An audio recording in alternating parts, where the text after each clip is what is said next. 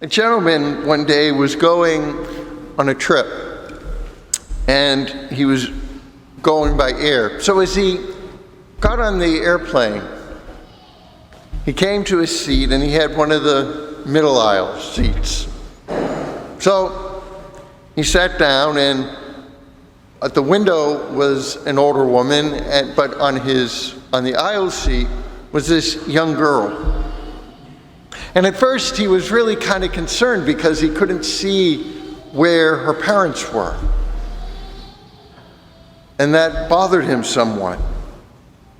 But as the plane took off and they started flying, he just kind of put it out of his mind. A little while into the flight, the pilot came over the intercom and said, "Please buckle your seatbelts. We're about to get into a bumpy ride. There's going to be a lot of turbulence." In some ways, what the pilot said was an understatement. It was more than just simply turbulence. It was almost like being on a roller coaster ride.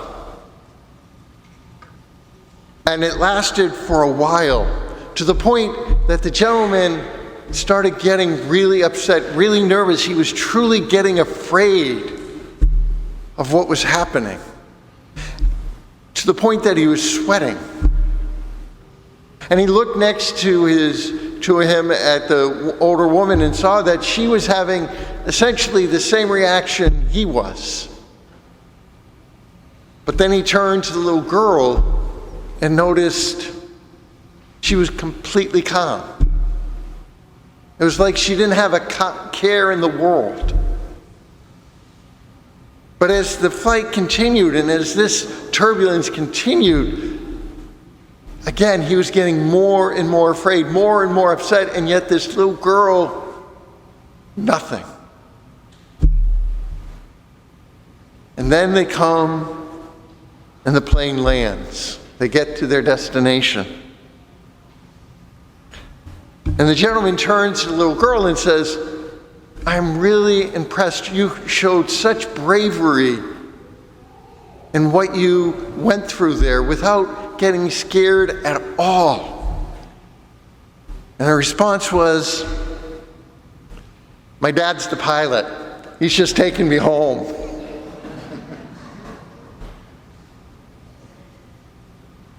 She showed complete trust in her father. She knew her father would not allow anything bad to happen to her.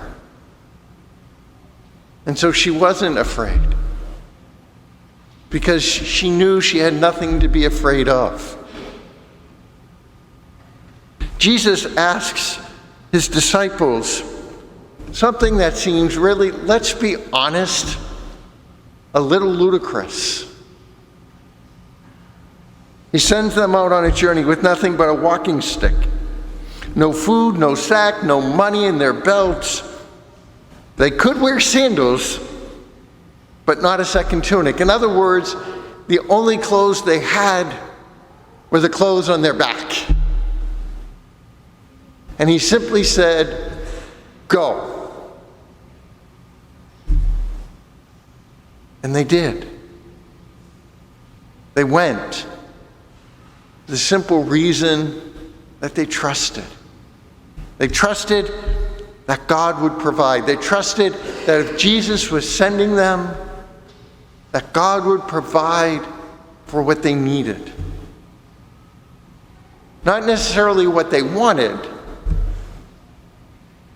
but they would get what they needed. And ultimately, that is the same trust that each and every one of us is called to.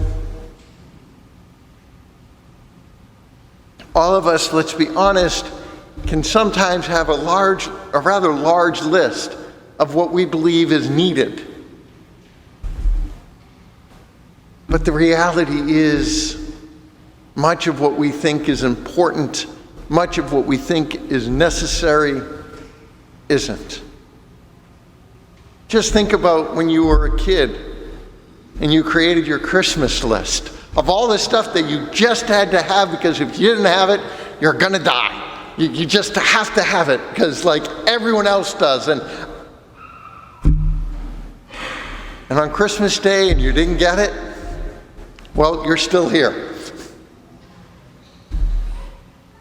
That's how life can so simply be. We can get so caught up in the things that we think are important, the things that we think are necessary.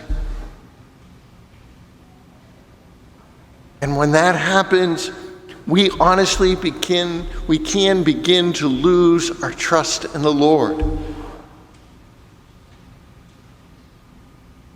Because He's not always going to provide the wants. And so ultimately, what Jesus is reminding us this day is to have that same trust that little girl did.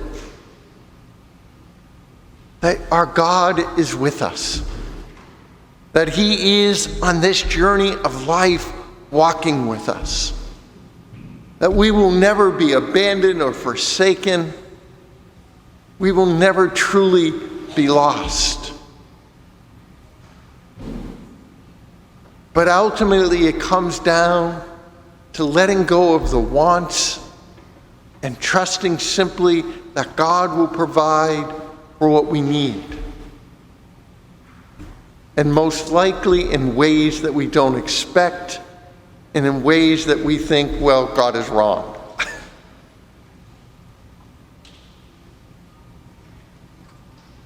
But when we can grow in that sense of trust that we're called to, when we hear Jesus sending us off on a journey that seems impossible, we know we can do it because we're not doing it alone. Because we trust that our God is with us, that He has our back, that He will get us home safely. Remembering the home that God wants to get us to, heaven.